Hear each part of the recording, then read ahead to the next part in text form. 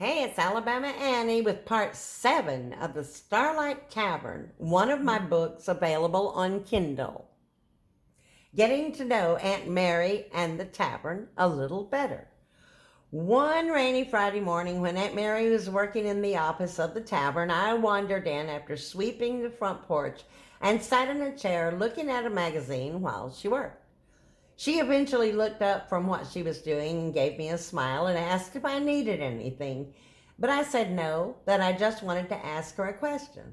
So I asked her how old the tavern was and when she had come to Starlight, and though she rarely, if ever, offered to tell me a story at night, she seemed pleased that I wanted to know about things and she was happy to tell me.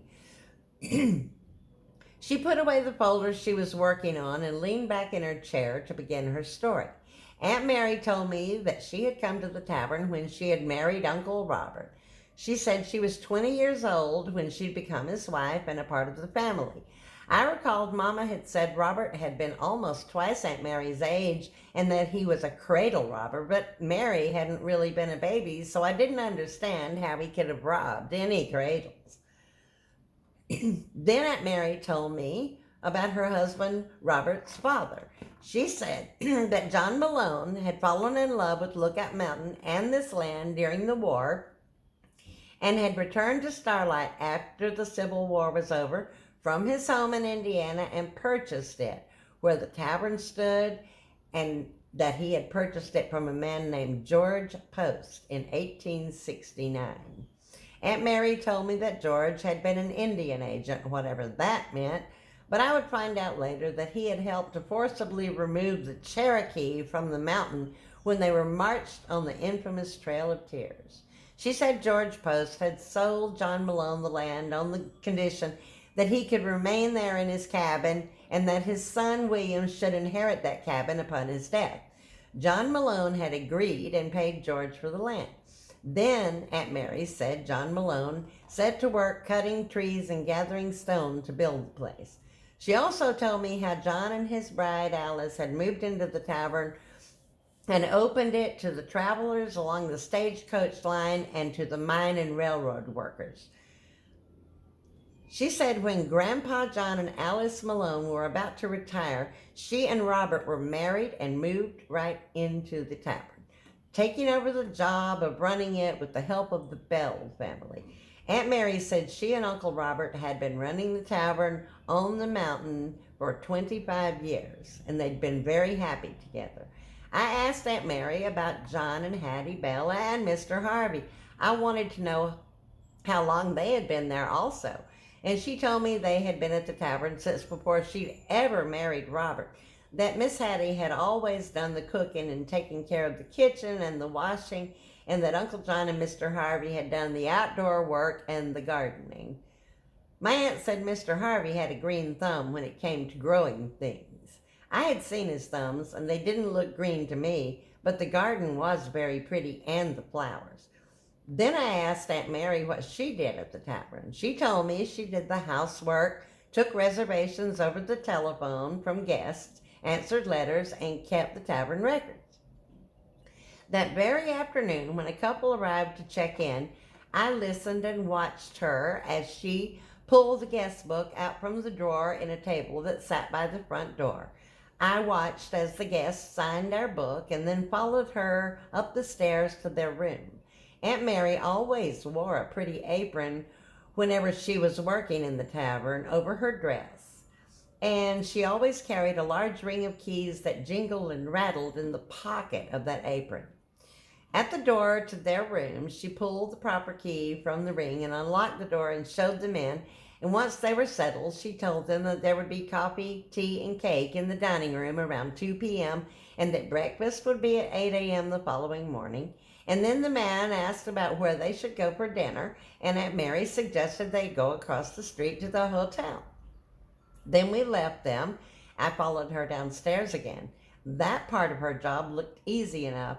I thought that Aunt Mary had done a wonderful job with them. See, she said, nothing to it. One afternoon, I sat with Aunt Mary in her room while she was getting ready to go out for the evening. I studied her as she put on her makeup and did her hair. She was nothing like my mama. Mama had been quiet and sweet and had never raised her voice that I could recall. She never wore a lot of makeup or stinky perfume that made me cough or choke. She never went out on dates or had men friends over, and I'd never seen her take a drink, except for a glass of wine with Miss Martha every Christmas in the kitchen, and I never heard her swear, not even once. But Aunt Mary was the total opposite of Mama. Aunt Mary would raise her voice and cuss like a sailor if she got mad at the least little thing, and she dressed in low-cut, brightly colored clothing that Mama would have called cheap, and she wore big flowered hats and lots of makeup and reeked of perfume. She drank like a fish, and she dyed her hair and wore big dangly earrings and loads of jewelry, and she had so many men friends that I lost count. I wondered if everyone had that many uncles as I did. That's how she'd introduce them to me. Maggie, this is your Uncle Chet, or this is your Uncle Jack, she'd say when a new one would show up. I didn't like her introducing me to all of them, and I couldn't stand most of them in the first place. Besides, just when I'd get to know one, they'd have a fight, and the man would never come back. Now, Mama always got up early in the mornings to fix our breakfast, but Aunt Mary slept in late so that when I awoke, she would still be in bed, sometimes even until 10 a.m. She was not a morning person, and during my childhood, she only cooked breakfast for me a handful of times when Hattie couldn't and hardly ever ate with us in the mornings. And after a while, I began to notice that she seemed to be giving me more and more work to do around the tavern. But when I complained about that to Hattie, she said that just meant Aunt Mary trusted me and would rely on me, and she reminded me that I was old enough to do the job. She said I should be proud of myself and reminded me, after all, that idle hands were the devil's workshop. Then Aunt Mary started fluffing me up in silly dresses just a few weeks after I arrived in Starlight. She'd taken me around and shown me to people, as if I were her doll or a toy, parading me down the aisle of church on Sunday mornings or dragging me along to some boring luncheon somewhere. When I wrote my first letter to Miss Martha, I told her about the way Aunt Mary dressed and how things were, hoping she would say I could come back and live with her. But she didn't. She only wrote back that she was glad I was happy and she was proud of me. When Aunt Mary wasn't going out with her boyfriends or her friends she called the Hats, she was mainly with the Hats most times. The Hats were the strangest women I had ever met in my life, besides her. One of them was a lady named Myra Olstein. She was very tall and big, and every time she saw me, she would kiss me and leave lipstick on my face. And the other was Patsy Lee Hasgood. She was the doctor's wife. She had the reddest hair I'd ever seen and a loud voice with a big laugh. I thought she cackled like an old witch. The Hats all dressed in outlandish clothing that my mother would have called scandalous. They all wore brightly colored, low-cut dresses so that you could see half of their bazongas, as Hattie called them, and they wore lots of jewelry and high heels with loads of stinky perfume that made me sneeze and cough. And of course, they wore hats. Huge, funny hats with silly decorations on them. They'd decorate their own hats for the season. Around Easter, there'd be little chickens and a few eggs on a bed of Easter grass. And at Christmas, they'd do the hats up with tiny Santa's reindeer and tinsel.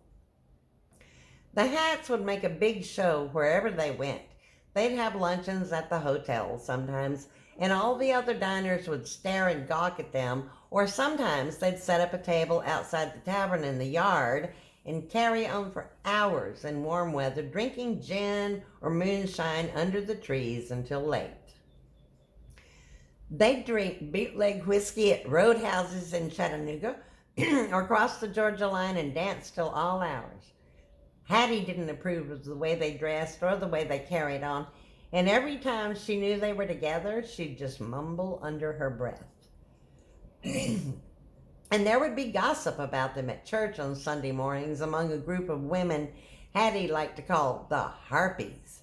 And most of the time, it was all true. The harpies were the gossips of Starlight. If someone had a secret, they'd somehow find out.